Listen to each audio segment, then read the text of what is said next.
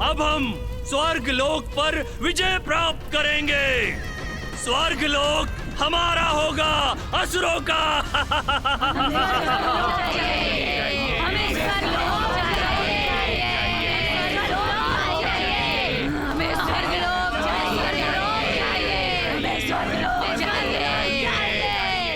असुर सम्राट, ये लोग भले ही युद्ध के लिए लालायित हैं, किंतु क्या इनमें इतनी शक्ति है? देखिए कितने क्षीण हो चुके हैं ये। और देवताओं को युद्ध में परास्त करने के लिए हमें शक्तिशाली सेना की आवश्यकता है। यदि इन असुर सेनाओं द्वारा हमें स्वर्ग लोक पर आधिपत्य स्थापित करना है तो सबसे पूर्व इनके भोजन की व्यवस्था करनी पड़ेगी, अन्यथा इन निर्बलों को शक्ति नहीं मिलेगी। उचित कहता है दंतक।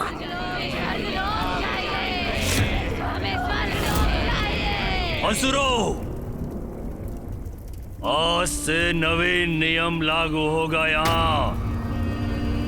अब तुम सब बालकों का नहीं, राक्षसियों का भक्षण करोगे, भक्षण करोगे, भक्षण करोगे, भक्षण करोगे, भक्षण करोगे।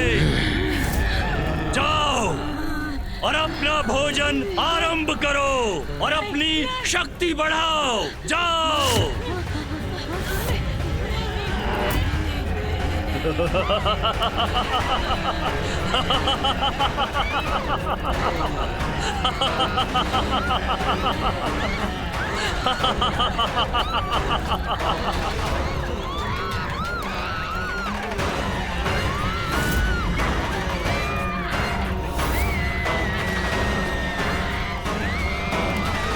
असुर स्त्रियों का भक्षण, ऐसा आदेश क्यों दिया सम्राट?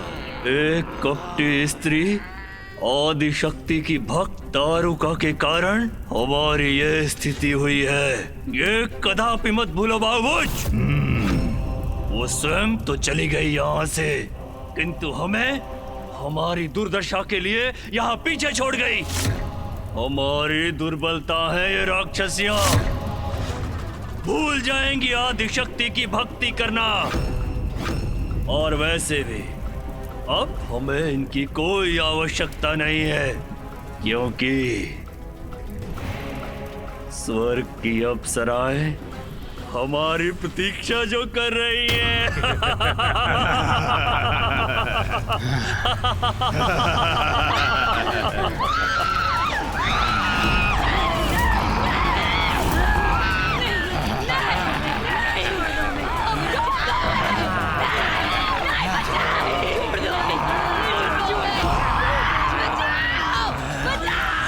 अत्यंत दुष्ट था ना ये राक्षस माता। एक दारुका पर क्रोध के कारण इतना बड़ा अन्याय किया उसने। अपने ही समुदाय की स्त्रियों को, सभी असुर स्त्रियों को इतनी भयानक मृत्यु का दंड दिया।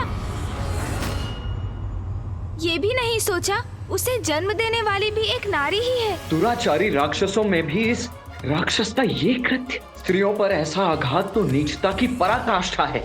असुरों की तामसी प्रवृत्ति यही होती है गणेश।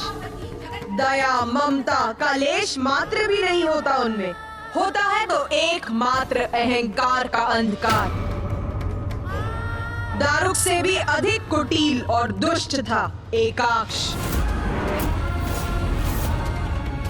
और जो वो चाहता था उसके लिए वो किसी भी सीमा का उल्लंघन करने के लिए तैयार था।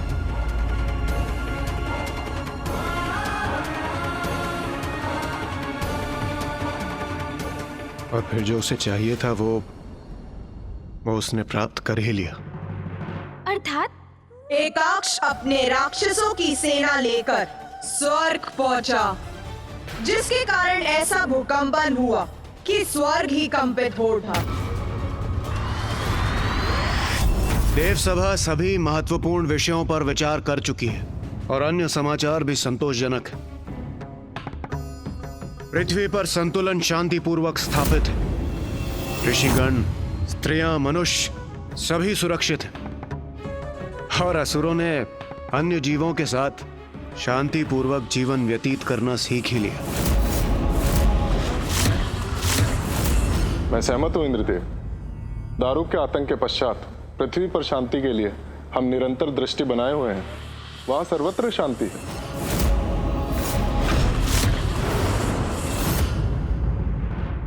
हाँ सूर्यदेव, आप उचित कह रहे हैं, किंतु हमें तब भी सतर्क रहना चाहिए, क्योंकि इन असुरों का कदापि विश्वास नहीं किया जा सकता।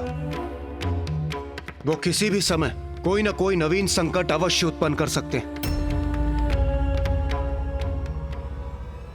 इंद्र, इंद्र!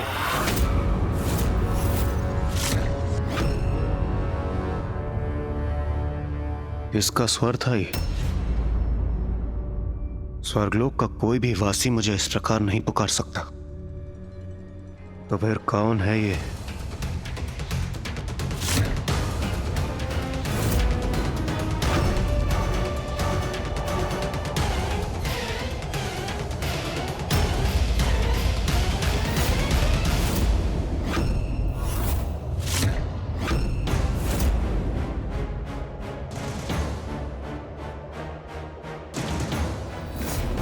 कौन हो तुम?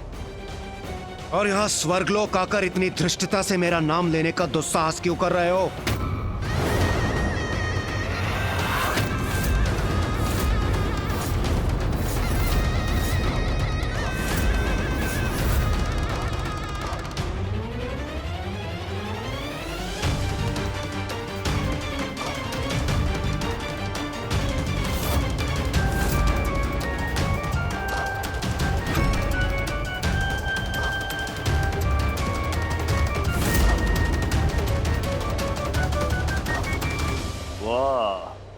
उत्तम, अति उत्तम।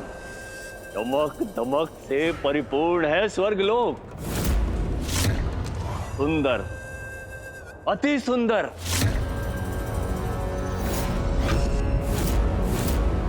बहुत सुना था स्वर्गलोक संपन्न है, समृद्ध है, और आज अपने इस एकमात्र नेत्र से देख भी लिया। जो कुछ सुना था सत्य था, और समझ में भी आ गया कि तुम देवतागण अपने इस स्वर्गलोक की रक्षा क्यों करते हो, और क्यों ना करो रक्षा।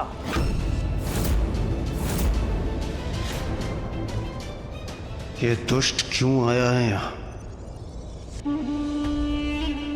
रक्षा करने योग्य सभी कुछ तो है तुम देवताओं के पास। बड़े ठाठ हैं तुम देवताओं के। इतने सुंदर भवन हैं तुम्हारे, आभूषण है, रेशमी वस्त्र है, और शीश पर धारण करने हेतु इतने सुंदर सुंदर मुकुट हैं। स्वादिष्ट भोजन उपलब्ध है यहाँ, और वो जिनसे मैं और मेरे असुर सर्वाधिक मुग्ध है, और वो अनेकों अद्भुत सुंदरियां हैं।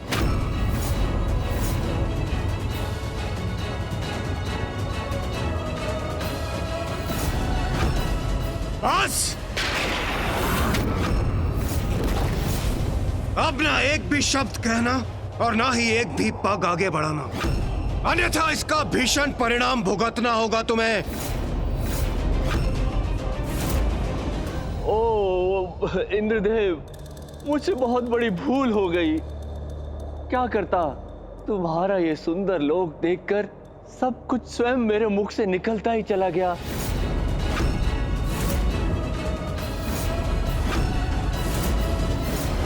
किंतु अब मेरे शब्दों को ध्यान से सुन लो देवताओं। अब तुम्हारे गीदड़ भभकी से भयभीत नहीं होऊंगा मैं, कदापि नहीं। परिणाम तो अब तुम्हारा अच्छा नहीं होगा इंद्रदेव, क्योंकि अब तुम्हारे राज की इति समाप्ति करूंगा मैं। तुम देवता यहाँ स्वर्ण सिंहासन पर विराजित हो,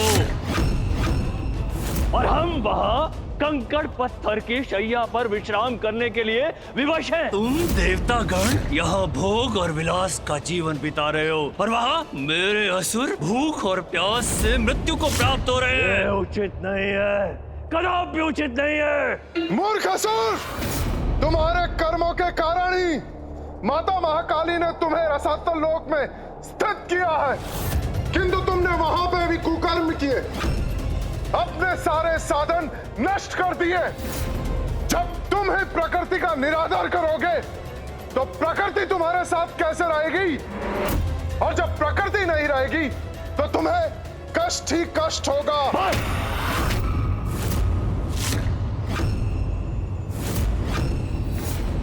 प्रवचन बंद करो अपना सूर्यदेव।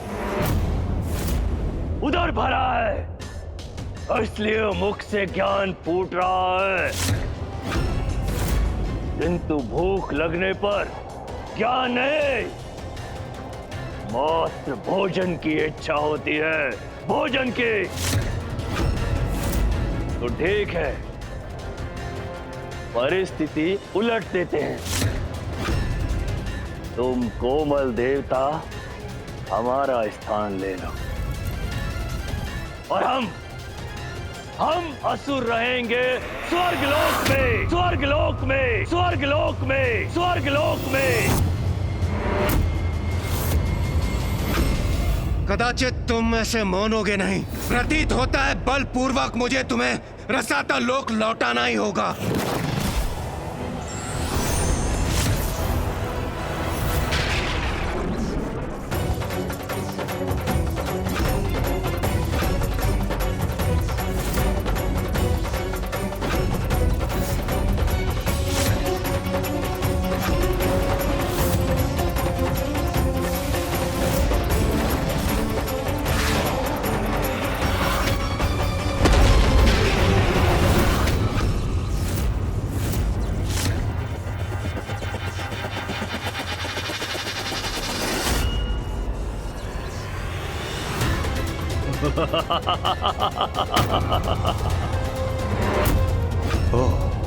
अर्थात यह असुर एकाकी नहीं है। मेरे योद्धाओं और उनके अस्त्रों के समक्ष तुम शक्तिहीन हो इंद्रदेव, शक्तिहीन। ये देखो मेरा योद्धा और तुम्हारी पराजय का स्वरूप।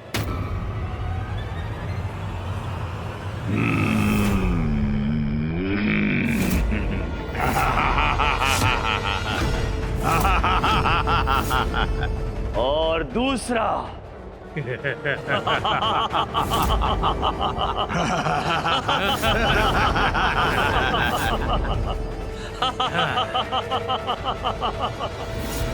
तुम देवताओं के लिए तो मेरे योद्धा ही पर्याप्त हैं, किंतु चिंता मत करो, ये तुम्हें अधिक कष्ट नहीं देंगे। बस बस, बहुत बोल चुके तुम, अब और नहीं। तो दिखाओ अपना पराक्रम और शांत कर दो मेरा क्रोध, अन्यथा ये स्वर्ग लोक छोड़कर चले जाओ रसातल में। संतक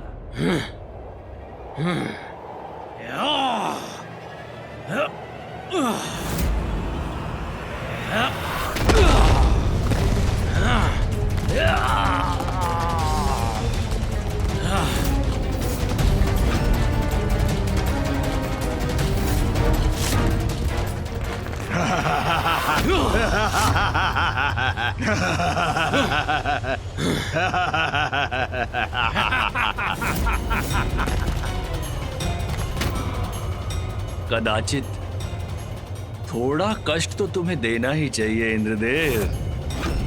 तुम्हें कष्ट देने के सुख से मैं कैसे वंचित रह सकता हूँ?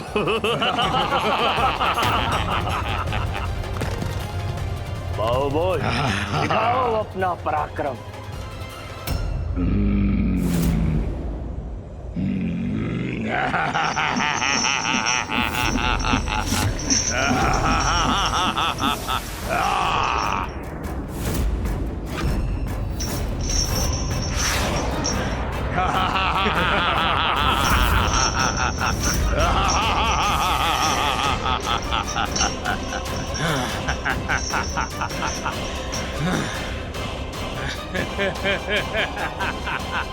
दुष्ट असुर, शीघ्र अंत करूंगा मैं तुम्हारा।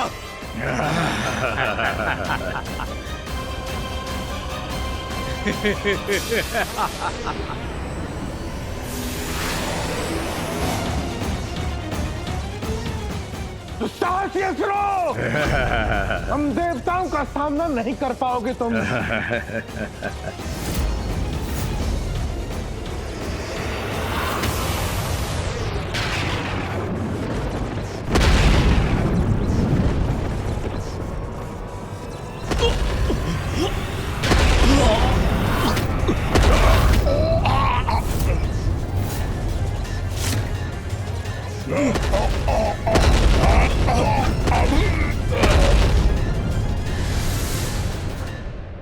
इंद्र, तुम कितने भी प्रयास क्यों ना कर लो, मुझे आगे बढ़ने से कदापि नहीं रोक पाओगे, कदापि नहीं। स्वर्ग पर आक्रमण करने की तुम्हारी उद्दंडता का दंड मैं तुम्हें अवश्य दूंगा दुष्ट असुर।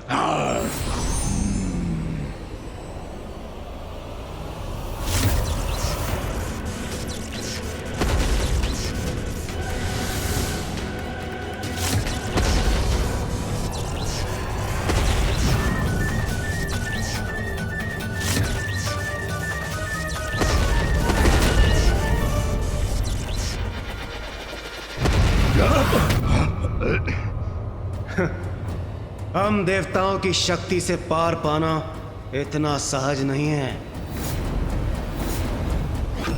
क्यों? परिचय प्राप्त हो गया ना हमारे बल का। स्मरण रहे, तुम्हारा सामना देवराज इंद्र से हुआ था।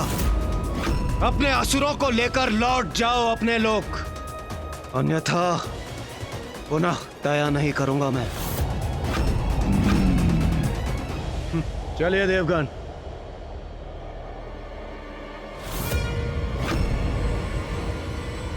देवराज, देवराज, देवराज।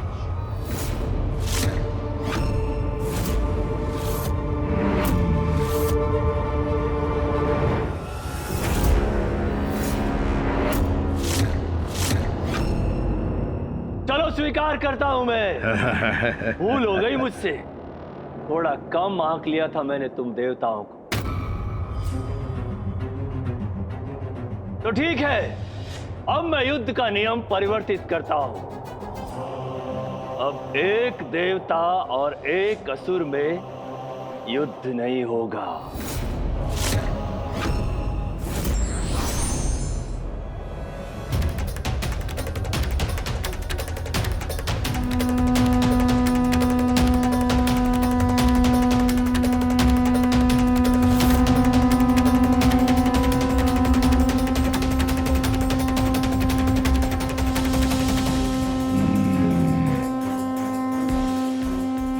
कर क्या रहा है? इंद्रदेव, ऐसा प्रतीत हो रहा है जैसे किसी का आह्वान कर रहा है।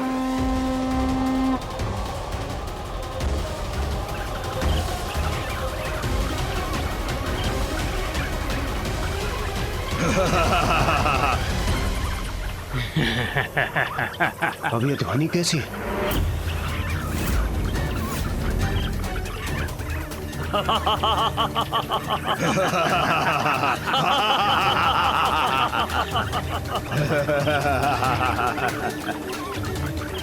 ये ध्वनि सुनाई दे रही है किंतु वो दिखाई क्यों नहीं दे रहा?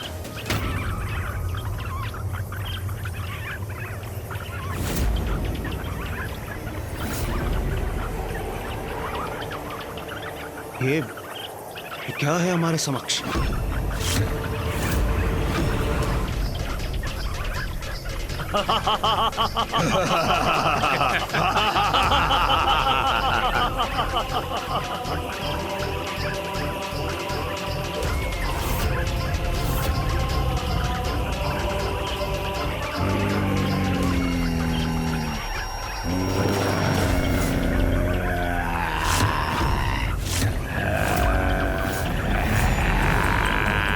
ये कैसे विचित्र और भयंकर असुर है।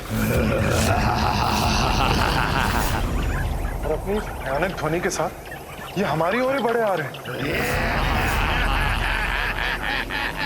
देवताओं, अब आएगा आनंद युद्ध का।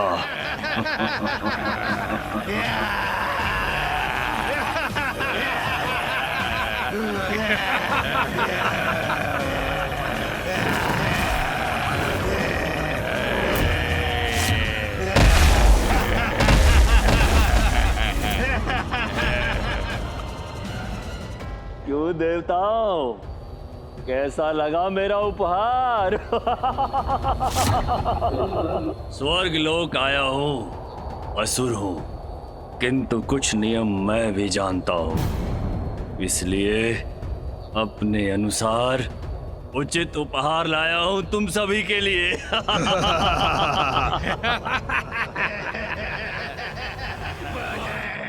भोजन प्राप्त होगा हमें, आक्रमण करेंगे हम, स्वर्ग लोक पर अधिकार करेंगे, असुरों का साम्राज्य होगा, स्वर्ग लोक हमारा होगा। भोजन प्राप्त होगा हमें, स्वर्ग लोक पर अपना अधिकार होगा, भोजन करेंगे।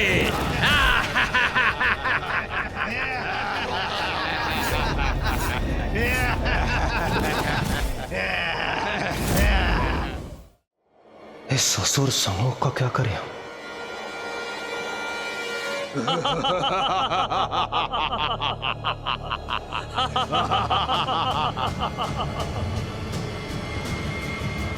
आक्रमण!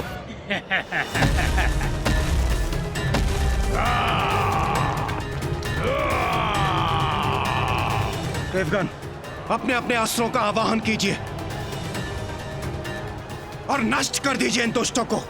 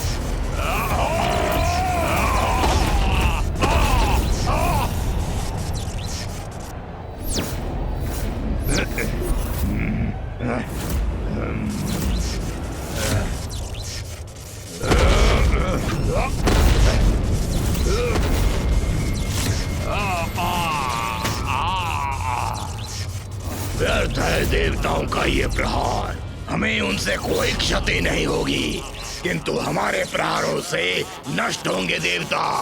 देवगण, और शक्तिशाली प्रहार कीजिए इन पर।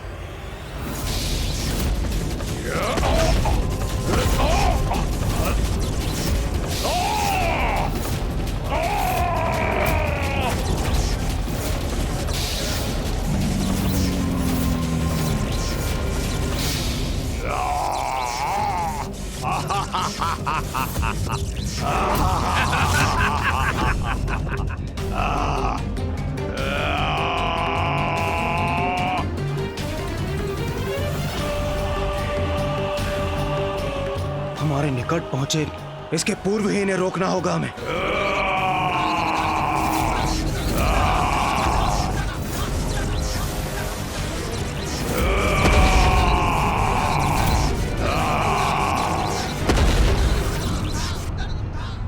मैं सूर्यदेव तुम्हें अपनी ऊर्जा से भस्म कर दूंगा।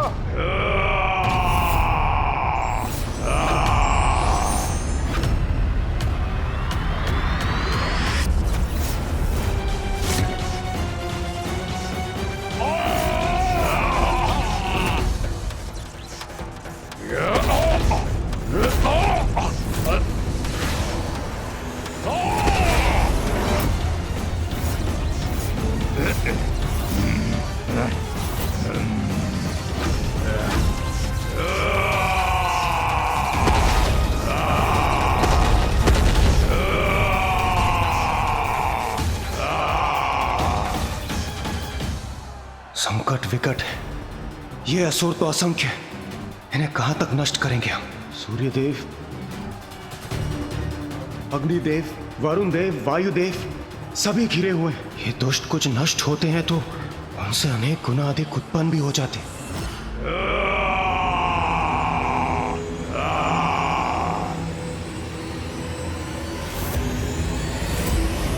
अब कहो देवताओं, आनंद आया? अब बोलो, इस युद्ध के पश्चात किसका अधिकार रहेगा स्वर्गलोक पर? असुर सम्राट, देखा आपने? मैंने कहा था ना, यदि हमारी सेना शक्तिशाली हुई तो हमें कोई परास्त नहीं कर सकता। उचित था, तुम्हारा कथन उचित था दंतक। अब कुछ ही समय में देवताओं की पराजय निश्चित है, निश्चित।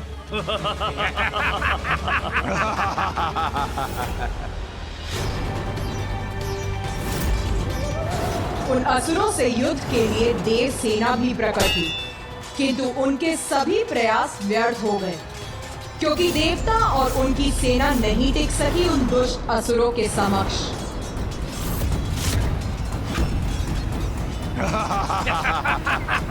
इस युद्ध में हमारा सफल होना संभव नहीं है।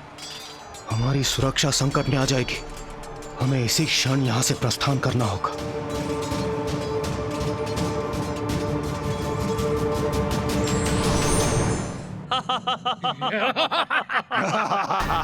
मुझे ज्ञात था यही होगा, यही। भाग गए सभी भीरू देवता। ज्ञात था मुझे, विजयी होंगे हम। स्वर्ग लोक पर अब हमारा, हम असुरों का अधिकार होगा, हम असुरों का।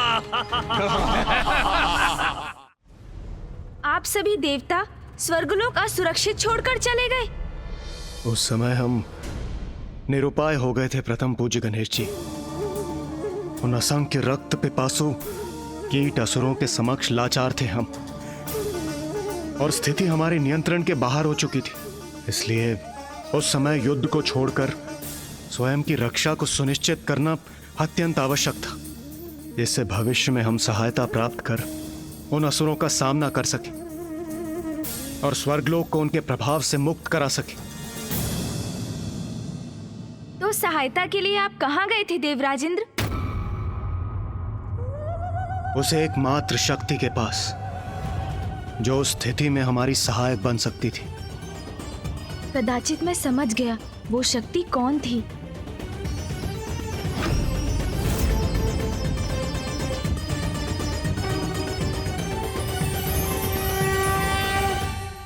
जब जब संसार में पाप की अति होती, मैं अपने भक्तों की रक्षा के लिए अवश्य प्रकट होती। ये निश्चित, पाप और पापियों का सर्वनाश अवश्य होगा।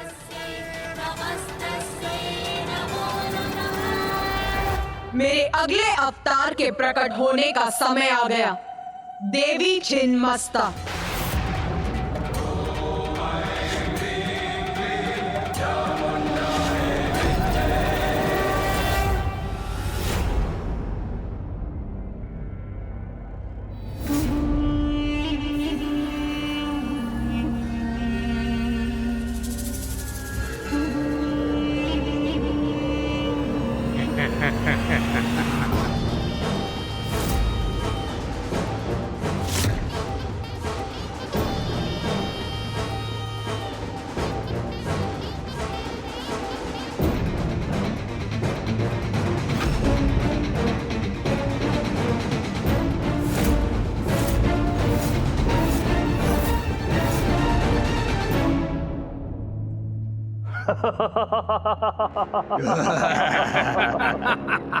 स्वर्गलोक पर अब मेरा और मेरे असुरों का अधिकार है, मेरा।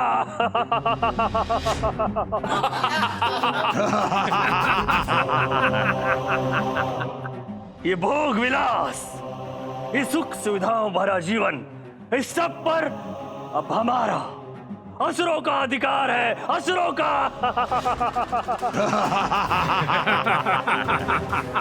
ये सब अब हमारा है, हमारा।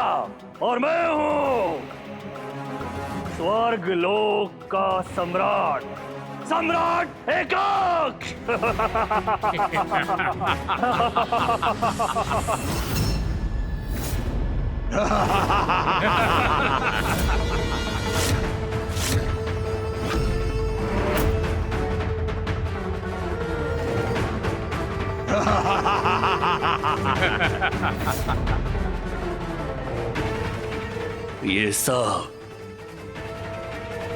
ये सब अब हमारा है, हमारा।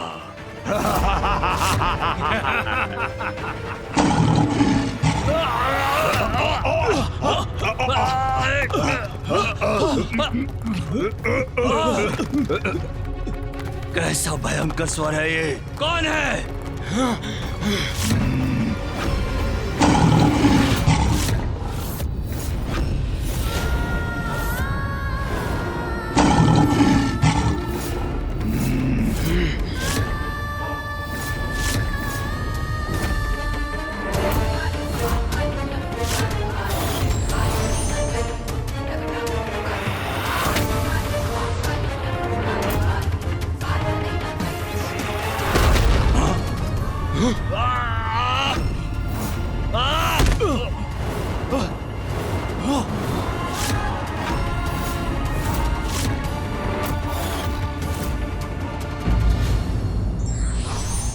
दुष्ट प्रवृत्ति वाले व्यक्ति की कोई भी मनोकामना कभी पूर्ण नहीं हो सकती, चाहे वो कितना भी प्रयास कर ले।